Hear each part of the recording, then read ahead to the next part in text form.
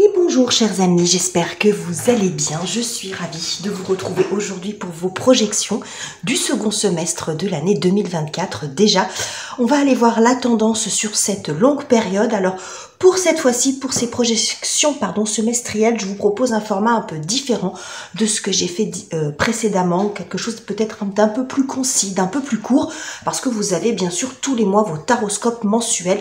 Pour compléter tout ceci, vous pourrez me dire en commentaire le format que vous préférez.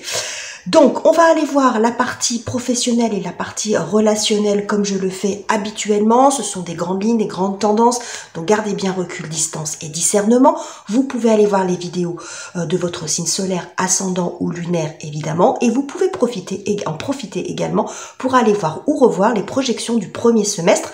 Ça peut être intéressant d'aller voir un petit peu comment ça s'est passé, comment vous avez vécu les choses de façon rétrospective.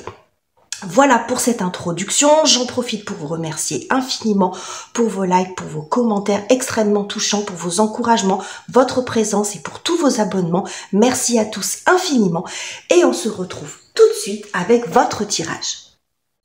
Et c'est à vous les balances, bienvenue sur votre projection, sur vos projections du second semestre de l'année 2024. Je suis très en retard, comme je vous l'ai dit déjà dans les tirages mensuels du mois de juillet. Donc sans plus attendre, on va aller prendre un arcane du tarot de Marseille pour voir un peu l'ambiance environnante de ces 6 prochains mois pour vous les balances. Prends celle-ci et nous avons la roue de fortune. Ok, alors cette roue de fortune, elle nous annonce un changement de cycle pour vous, une période quand même assez dynamique, propice au changement, propice au mouvement, au changement d'étape, à la prise de conscience aussi, parce que la roue de fortune, sur un plan plus intérieur, je la vois aussi très souvent comme une clé, comme quelque chose qui se déverrouille, donc un déclic aussi pour certains d'entre vous. Et à certains égards, la roue de fortune peut aussi montrer une période d'instabilité. C'est-à-dire que la roue, elle tourne et on est à un coup en haut, un coup en bas. Donc, on va voir sous quel aspect elle ressort le plus, mais ça peut représenter tout ça, cette roue de fortune. Donc, je vous propose d'aller voir dans un premier temps ce que nous dit le tarot pour la partie plus liée à votre vie matérielle, avec vos projets, alors des projets professionnels, des projets personnels, votre parcours de formation, d'études, ça peut être aussi vos finances. On va aller voir tout ça, les amis. Donc, je vais bien mélanger les cartes parce que je m'en sers pour tous les signes. Je vous propose un tirage en 4 cartes que je vais faire sous forme de... comme si je tournais les pages d'un livre, pour vous conter l'histoire, pour voir un petit peu comment ça se passe. Chaque page étant un nouveau chapitre, un chapitre différent, et on va voir jusqu'où ça vous met. Alors, je mélange encore et je vous explique tout ça. Voilà. Alors, le livre est prêt et on va prendre une première carte qui va nous indiquer votre moteur sur cette partie-là de votre vie pour ces 6 prochains mois. Alors, nous avons la carte de l'ermite. Alors, la carte de l'ermite, c'est intéressant parce que cet ermite, il est tourné vers cette roue de fortune, avec la lumière qui arrive vers cette roue de fortune. Bon, ce que ça m'évoque ici, ces 2 cartes l'une à côté de l'autre, me montre que votre moteur, en fait, c'est de trouver une issue à une situation qui est peut-être justement changeante, qui est mouvante, ou un besoin de changer d'étape. En tout cas, il y a une recherche de solution. On voit ici qu'il y a quelque chose de ralenti. L'ermite... j'y vois beaucoup l'énergie de Saturne, l'énergie de Saturne qui va beaucoup évoquer, la notion de temps et de lenteur. Mais ça peut être aussi un mal nécessaire, c'est-à-dire d'aller en profondeur dans les choses, de rechercher des solutions, de rechercher une issue. C'est ce que je vois ici. Donc, vous êtes certainement pris dans une problématique ou dans une situation qui a du mal peut-être à se décanter. Donc, là, il y a une recherche de solution. Pour vous, ce qui vous porte, votre moteur, c'est d'arriver à trouver une issue à la problématique ou à la difficulté dans laquelle vous êtes actuellement. Bon, on va continuer. J'allais mélanger mes cartes par habitude, mais en fait, non. On continue de tourner les pages du livre. Alors, quel type de problématique vous pourriez rencontrer sur ces 6 prochains mois? Le monde. Intéressant. Le monde, quand il est mal aspecté, peut montrer que quelque chose d'un petit peu enfermant. Alors, ça peut montrer 2 choses. une fin qui n'arrive pas à se décanter. C'est-à-dire une fin qui n'en finit pas de se terminer. Vous voyez, quelque chose qui n'arrive pas à aboutir. Ça peut être aussi ça aussi, parce que la roue de fortune, comme je vous l'ai dit, nous montre un cycle, un cap à passer. Donc c'est peut-être ce cap ici. Il y a un cap que vous n'arrivez pas à dépasser. Vous vous heurtez peut-être à une problématique pour arriver à une fin de contrat, à finaliser quelque chose dans votre vie, dans ce domaine-là de votre vie. Hein, c'est la dernière étape qui n'arrive pas à se décanter. Il peut y avoir aussi une notion d'enfermement, quelque chose qui est, vous voyez, fermé. Ce personnage, il est au milieu, mais quand le monde est mal aspecté, ça peut aussi montrer une espèce d'espace dans lequel on se sent à l'étroit. Alors ça n'a pas forcément toujours été le cas, mais on a besoin de plus, on a besoin de différent, on a besoin de plus grand, on a besoin de retrouver un espace, peut-être de passer à autre chose. Et c'est le fait de passer à autre chose, vous vous heurtez, j'ai l'impression, peut-être à la dernière étape, à cette étape qui va faire que vous allez pouvoir changer de phase. Ça peut être un projet qui bloque, une fin de carrière aussi peut-être qui bloque pour certains d'entre vous, le départ d'une entreprise. Vous voyez, il y a quelque chose qui a du mal à se finaliser. Alors, qu'est-ce qui vient vous aider et vous soutenir, les amis? Le mat. Alors ça, c'est cool, parce que ce sont deux cartes qui suivent. Hein, dernier arcane majeur du tarot. Le monde, premier arcane, juste avant le battleur, c'est le mat. Le mat, c'est la phase d'entre-deux. Mais l'énergie du mat nous montre aussi une forme de libération, d'audace. Alors ça peut être dans votre état d'esprit aussi, c'est-à-dire vous allez faire les choses, vous y prendre complètement autrement, peut-être aussi accepter de renoncer à quelque chose ou à certaines choses, parce que le but pour vous, c'est quand même de vous libérer ou de conclure quelque chose. Donc le mat, il a pas trop un côté matérialiste. Pour lui, le plus important, c'est de retrouver sa liberté. Donc il est possible, vous prenez uniquement si ça vous parle, qu'effectivement vous arriviez à sortir de cet espace-là. Vous voyez, là, on voit une personne qui est plutôt enfermée et là, on voit une personne qui est plutôt libre. Donc, il y a une possibilité de retrouver une forme de liberté, donc vous libérer d'un contrat professionnel, commercial, terminer une carrière, ce que vous voulez, peut-être arriver à vendre ou céder un bien. Hein. Mais avec l'énergie du mat, j'ai aussi une forme de prise de risque. C'est-à-dire que il est possible que vous renonciez à un certain nombre de choses sur le plan matériel pour arriver à débloquer la situation. Ça peut être une négociation qui est verrouillée. Hein, il y a et peut-être il est possible que vous cédiez sur certaines choses. Alors quand je dis ça, ça ne veut pas dire que vous renoncez à tout. Hein, parce que bon, c'est vrai que le mat, il est beaucoup dans le dépouillement. Alors vous verrez comment ça vous parle. Bien sûr, ça dépend ce qu'il y a en jeu. Mais c'est comme si vous étiez prêt aussi à céder quelque chose pourvu que vous puissiez vous libérer de cette situation qui est enfermante et qui traîne depuis un moment. Hein. C'est vraiment le côté libertaire du mat qui ressort le plus souvent, quitte à y laisser quelques plumes, mais ce sera pas le plus important pour vous. Vous voyez ce que je veux dire? J'ai un petit peu de ça ici pour vous, les balances. Alors où est-ce que ça vous mène tout ça, les amis? La conclusion, donc le dernier chapitre. Waouh, le 9 de denier. Alors ça, c'est cool, parce que même si vous y laissez peut-être quelques plumes, alors attention les amis, hein, ne faites pas n'importe quoi, évidemment, c'est pas un conseil que je vous donne, je vous dis ce que je vois, mais attention bien entendu à ne pas tout abandonner, tout plaquer, parce qu'il y a ça aussi dans l'énergie du mat, mais vous replacez vraiment dans le contexte de votre vie. En tout cas, ce qu'on voit ici, c'est que le 9 de denier, ça va beaucoup nous parler d'indépendance.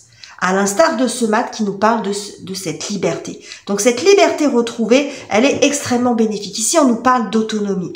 Donc ça peut être que le fait d'arriver à sortir d'un contrat, arriver à se faire licencier ou à partir dans de bonnes conditions. Mais peut-être qu'il faudra renoncer à certaines choses, mais vous arrivez quand même à retomber sur vos pieds. Parce que ici, ça peut être aussi vous arrivez à créer votre boîte.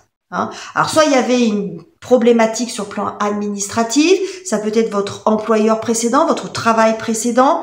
En fait, ce que nous dit le 9 de denier, c'est l'abondance sur le plan des ressources. Donc en fait, vous arrivez à trouver ce dont vous avez besoin. Si c'est un besoin d'argent, vous allez arriver à retomber sur vos pieds financièrement. Si c'est un besoin de formation, c'est les ressources dont vous avez besoin que vous allez pouvoir obtenir finalement. Mais ça nous parle quand même beaucoup d'indépendance et d'autonomie. Alors ça peut être l'autonomie en termes de travail, c'est-à-dire travailler seul, travailler à votre compte, mais c'est l'autonomie financière. Donc attention avec l'interprétation de l'autonomie financière. L'autonomie financière veut dire qu'on peut arriver à vivre de son travail, par ses propres moyens. Ce qui ne veut pas dire que pour tout le monde, c'est l'entrepreneuriat, l'auto-entrepreneuriat qui est la solution.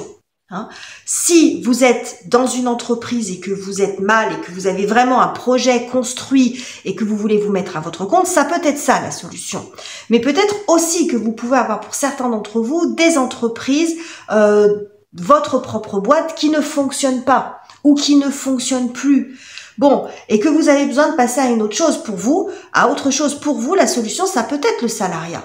On s'en fout, parce que l'idée, c'est quand même d'arriver à vivre de son travail, quel qu'il soit. Donc ça peut être sous forme d'auto-entreprise, oui, mais également le fait de travailler dans une entreprise, d'arriver à fermer sa boîte et de trouver un autre boulot et où on respire parce qu'on a ce qu'il faut pour boucler la fin du mois. Vous voyez ce que je veux dire?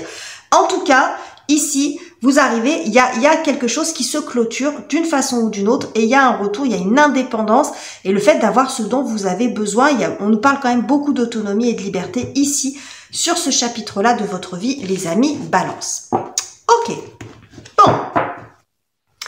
Alors, on va aller faire la même chose, on va prendre un autre jeu pour la partie qui va concerner vos relations aux autres, vos interactions sociales. Alors, ça peut concerner une relation amoureuse, avec votre autre, avec votre partenaire de vie, avec vos amis, avec votre famille au sens large, parents, enfants, frères, sœurs par exemple, mais aussi vos collègues de travail, pourquoi pas.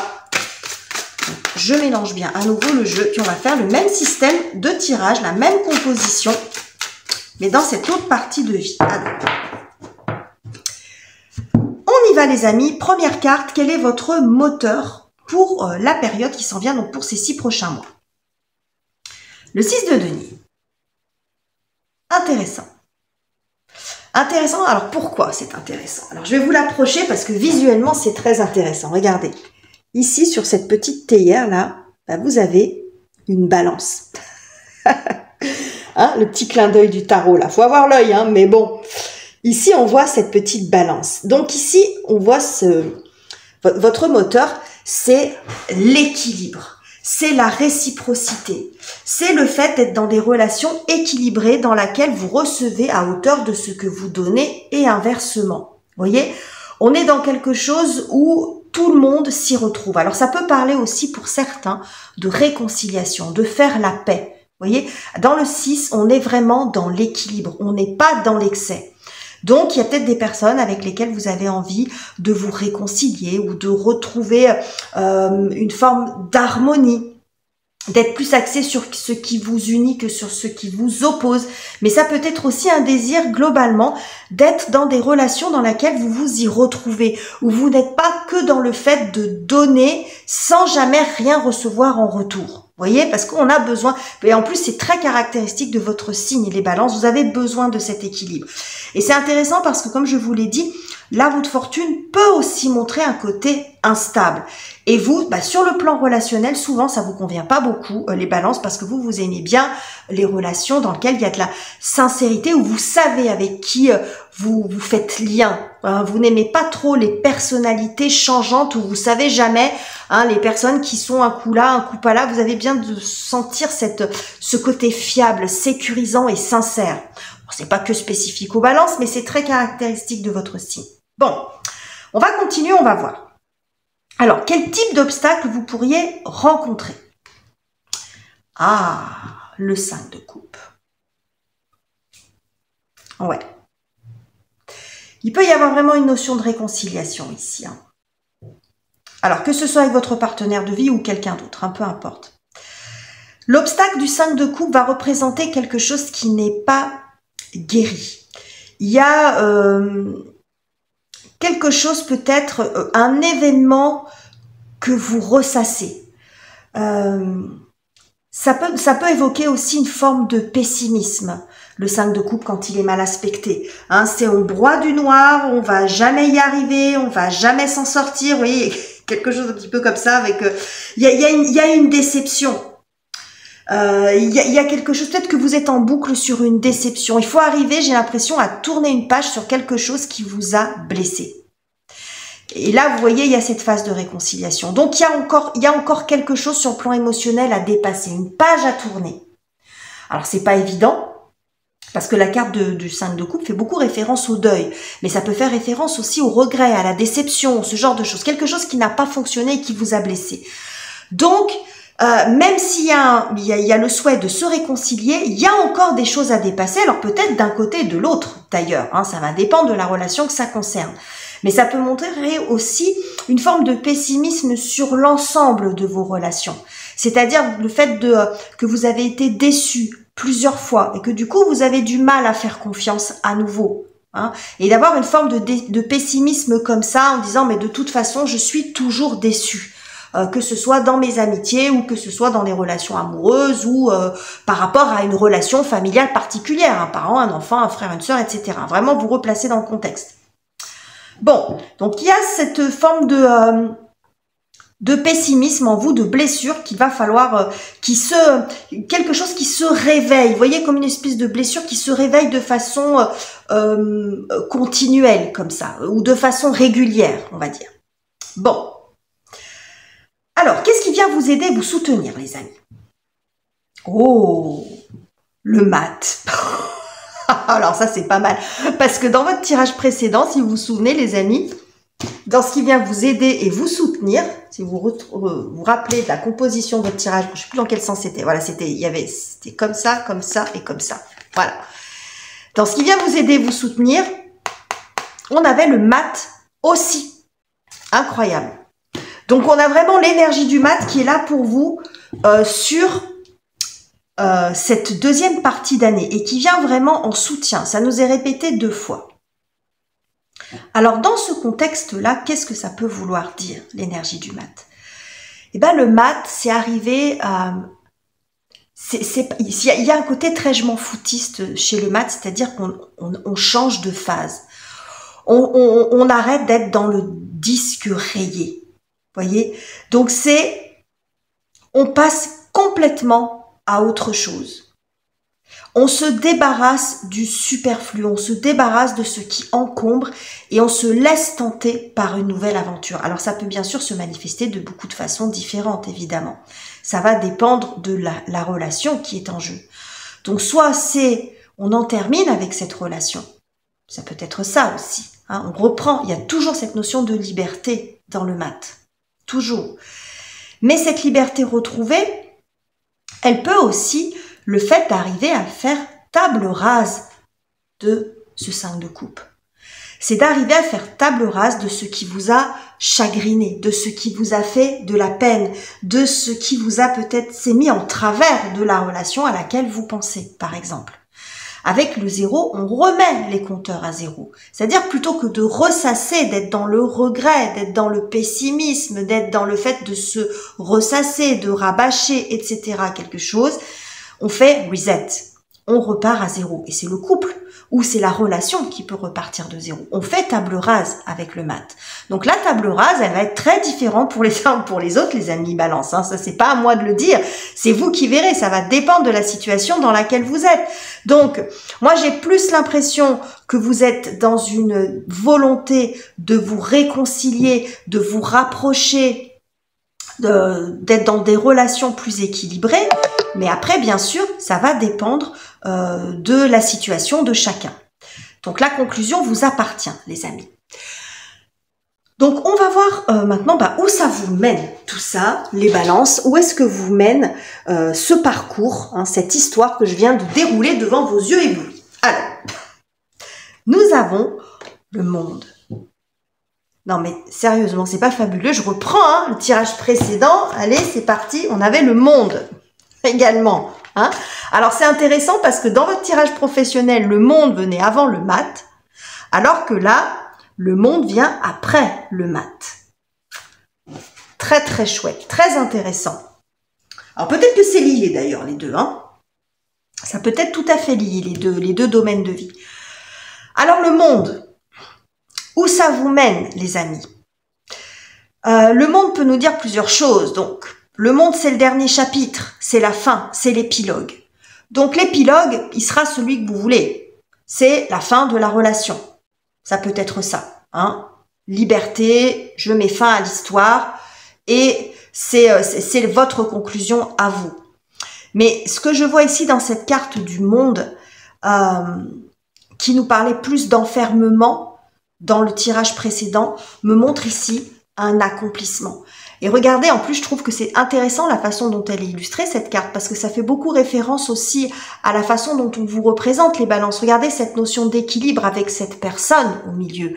Donc, on arrive à retrouver, à restabiliser une situation. Vous arrivez à retrouver votre place. Hein. Il y a une forme d'accomplissement, alors qui sera celui que vous souhaitez. Il y a un épilogue, visiblement.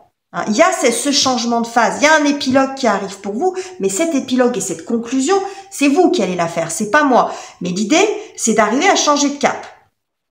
Donc, soit vous retrouvez votre place, c'est-à-dire cette relation, elle se rééquilibre. C'est ce qu'on a ici.